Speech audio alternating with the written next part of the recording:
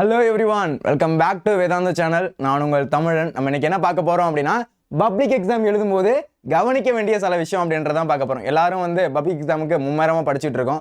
ஆனா எல்லாராலையும் அந்த 90+ எடுக்க முடியுதா, இல்ல 95+ எடுக்க முடியுதா அப்படின்னா நமக்கு ஒரு ஆச்சரியக்குறியா தான் இருக்கு. ஆனா உங்க கிளாஸ்ல இருக்கக்கூடிய உங்க டாப்பர் ஃப்ரெண்ட் எந்த கொஸ்டின் பேப்பரை கொடுத்தாலும் இவன் 90+ எடுத்துறான் சார், இல்ல 95+ எடுத்துறான் சார்.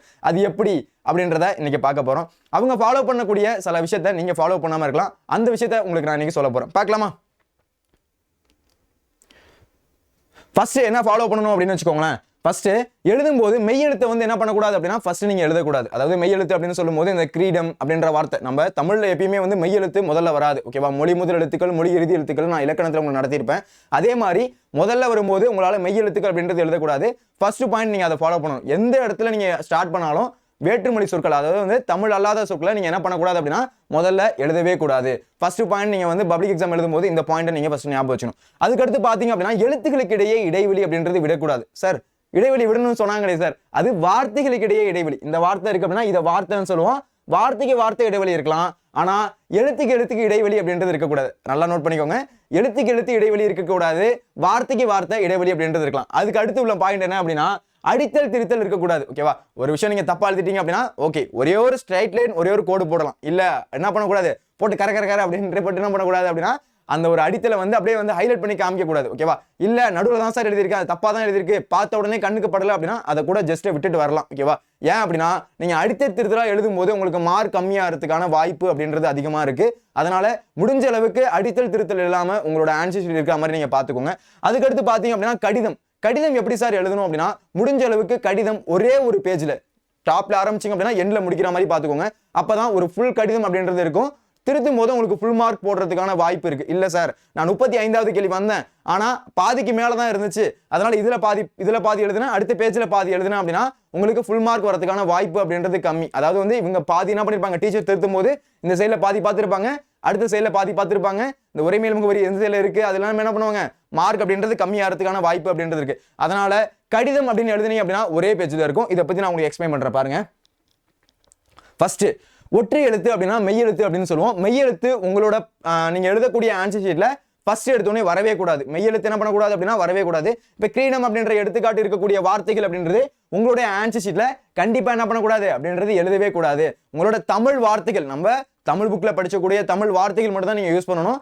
வேற்றுமொழி சொற்களை என்ன பண்ணக்கூடாது அப்படின்னா மெய் எழுத்துக்களை ஸ்டார்ட் பண்ணி எழுதக்கூடாது. அப்படி எழுதுனீங்க அப்படின்னா தமிழ் ஆசிரியர்கள் திருத்தும் போது இவனுக்கு தமிழ் தெரியல, இவங்களுக்கு தமிழ் எழுத தெரியல அப்படின்னு என்ன பண்ணுவாங்க, ஸ்பெல்லிங் மிஸ்டேக் கண்டுபிடிச்சு மார்க் அப்படின்றது குறைப்பாங்க. அதனால எழுதும் போது என்ன பண்ணக்கூடாது அப்படின்னா நீங்க எடுத்த உடனே மெய்யெழுத்தில் உள்ள வார்த்தைகளை எழுதக்கூடாது. அதுக்கடுத்து பாத்தீங்க அப்படின்னா சொற்களை பிரித்து எழுதுவதை தவிர்க்கும். இப்ப பாருங்க, நான் இதுல 2 எக்ஸாம்பிள் அப்படின்றது கொடுத்துருக்கேன். ஃபர்ஸ்ட் பாருங்களேன், மாணிக்க வாசகர் அப்படின்றது எழுதியிருக்கேன். அதை நான் எப்படி எழுதியிருக்கேன்னு பாருங்க. மாணி இக்க வாசகர் தங்கப்ப தக்கம் அப்படின்ற மாதிரி என்ன பண்ணிருக்கேன் அப்படின்னா பிரிச்சு எழுதியிருக்கேன். இந்த மாதிரி நீங்க எழுதக்கூடாது. உங்களோட வார்த்தை அப்படின்றது ரொம்ப நீட் அண்ட் கிளியரா இருக்கணும், கரெக்டா எழுதிருக்கணும். அடுத்து நான் எழுதியிருக்கேன் பாருங்க, மாணிக்க வாசகர் அப்படின்றது எந்த இடத்துல கேப்பும் இல்ல, கரெக்டா ஒரு சென்டென்ஸ் அப்படின்றது கரெக்டா ஃபார்ம் ஆகுது. ஓகேவா?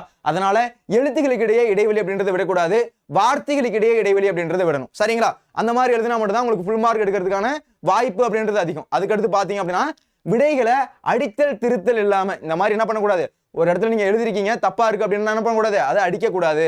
ஒருவேளை பார்த்த உடனே கண்டுபிடிக்கிற மாதிரி இருக்கு அப்படின்னா ஒரே ஒரு ஸ்ட்ரைட் லைன், ஒரே ஒரு சின்ன ஒரு கோடு போடலாம். அதை என்ன பண்ணக்கூடாது அப்படின்னா போயிட்டு கர அப்படின்னு தேய்ச்சி எழுதக்கூடாது. பார்த்த உடனே ஒரு அந்த பிரசன்டேஷன் அப்படின்றது இல்லாத மாதிரி இருக்கும். அதனால முடிஞ்சா என்ன பண்ணக்கூடாது, அடித்தல் திருத்தலே இல்லாத அளவுக்கு நீங்க நீட்டா எழுதணும். எப்படி எழுதணும் அப்படின்னா அடித்தல் திருத்தல் இல்லாத மாதிரி நீட்டா எழுதணும். அதுக்கடுத்து பாருங்களேன், இந்த ஒரு மனப்பாட பாடலை பாருங்க. சொல்லரும் சூழ்பசும் பாம்பின் தோற்றம் போல் மெல்லவே கரு இருந்து ஈன்ற மேலோர் செல்வமே போல்தலை நிறுவி தேர்ந்த நூல் கல்வி சேர் மாந்திரன் இறைஞ்சி காய்ந்தவே. இந்த பாடலை எப்படி எழுதியிருக்காங்க அப்படின்றத பாருங்களேன். ஒவ்வொரு வார்த்தையும் பார்த்த உடனே ரொம்ப தெளிவா புரியுது. அந்த மாதிரி தான் என்ன பண்ணணும் அப்படின்னா நீங்க எழுதணும். இதுவரையும் எனக்கு ஹேண்ட் ரைட்டிங் வரல அப்படின்னா கூட பரவாயில்ல, இதுக்கு அப்புறமாச்சு என்ன பண்ணுங்க அப்படின்னா ஒரு 2 கோடு நோட்டு இல்ல 4 கோடு நோட்டு எதையாச்சும் வாங்கி என்ன பண்ணுங்க அப்படின்னா எக்ஸாம் போறதுக்குள்ள உங்களோட ஹேண்ட் ரைட்டிங்கை நல்லா இம்ப்ரூவ் பண்ணிட்டு போயிருங்க. ஓகேவா? அப்ப பாருங்க, அந்த வார்த்தை அப்படின்றது எப்படி இருக்கணும் அப்படின்றது. அப்போ ஒரு வார்த்தைக்கு அடியில நல்லா 2 விரல் இருக்க மாதிரி என்ன இருக்கணும் அப்படின்னா கேப் அப்படின்றது இருக்கணும். அதுக்கடுத்து ஒரு வார்த்தையும் பார்க்க நச்சுன்னு இருக்கணும். பார்த்த உடனே என்ன பண்ணணும், திருத்தி ஃபுல் மார்க் போடணும். அதே மாதிரி என்ன பண்ணக்கூடாது அப்படின்னா நடுவில் தப்பா இருக்கு அப்படின்னா என்ன பண்ணக்கூடாது, அதை அடிச்சு திருத்தக்கூடாது, போட்டு என்ன பண்ணக்கூடாது கர அப்படின்னு தேய்க்க கூடாது. புரியுதா? ஓகே, அடுத்து பாருங்க. அடுத்து மனப்பாட பாடலை எழுதும் போது என்ன பண்ணக்கூடாது அப்படின்னா பாடநூல், அதாவது மனப்பாட பாடல் நீங்க எழுதுறீங்க அப்படின்னா உங்க புக்ல எப்படி இருக்கோ அது எப்படி இருந்துச்சோ அதே மாதிரி தான் என்ன பண்ணணும் அப்படின்னா இதுலயும் நீங்க எழுதணும். ஆன்சர் ஷீட்லயும் என்ன பண்ணக்கூடாது, சார் இதுல வந்து 4 லைன் இருந்துச்சு சார், நான் என்ன பண்ணேன் இடம் பத்தலன்னு கொஞ்சம் சுருக்கி எழுதுனேன் சார் அப்படின்னா மார்க் போயிடும். ஓகேவா? இப்போ பாருங்களேன், மண்ணுள் விளைஞரும் மண்ணீட்டாளரும் என்ன பண்றாங்க, இவங்க ப்ராப்பரா எழுதியிருக்காங்க. நீங்க என்ன பண்ணக்கூடாது, இடம் பத்தல அப்படின்றது ஆளரும் வந்து நான் மடக்கி எழுதுனேன் சார் அப்படின்னா தப்பு. அந்த மாதிரி நீங்க எழுதவே கூடாது. எப்பயுமே வந்து ஒரு மனப்பாட பாடல் எழுதுறீங்க அப்படின்னா புக்கில் எப்படி இருக்கோ அதுல எப்படி கொடுத்துருக்காங்களோ அதே மாதிரி, அதுல வந்து அடிச்சாங்க காப்பி நம்ம சொல்லுவோம்ல, அதே மாதிரி நீங்க எழுதினா மட்டும்தான் உங்களுக்கு ஃபுல் மார்க் அப்படின்றது கிடைக்கும். அதே மாதிரி நீங்க மனப்பாட பாடல் எழுதுனதுக்கு அப்புறம் கடைசியா அந்த ஆசிரியரோட பேரை நீங்க குறிப்பிட தவறக்கூடாது. அதனால வந்து உங்களோட மனப்பாட பாடல் எழுதுறீங்க அப்படின்னா கடைசியா வந்து யார் அதோட ஆசிரியர் அப்படின்றது நீங்க கரெக்டா வந்து என்ன பண்ணணும் அப்படின்னா குறிப்பிட்டிருக்கணும். பாருங்க, மண்ணுள் விளைஞரும் மண்ணீட்டாளரும் இந்த பாடலை வந்து எழுதுனது யார் அப்படின்னா இளங்கோவடிகள். இது சிலப்பதிகாரத்துல இருக்கு அப்படின்ற மாதிரி என்ன பண்ணணும் அப்படின்னா நீட்டா நீங்க எழுதி முடிக்கணும்.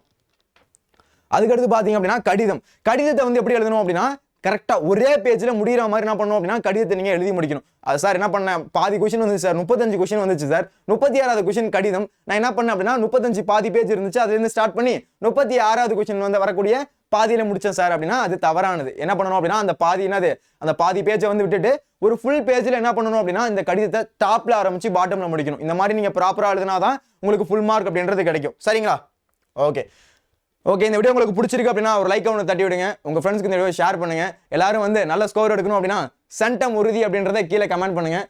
இது போன்ற யூஸ்ஃபுல்லான வீடியோஸ்க்கு நம்ம சேனலை ஃபாலோ பண்ணி சப்ஸ்கிரைப் பண்ணுங்க. நன்றி, வணக்கம். இதே மாதிரி அடுத்த வீடியோவில் சந்திக்கலாம். நன்றி, வணக்கம்.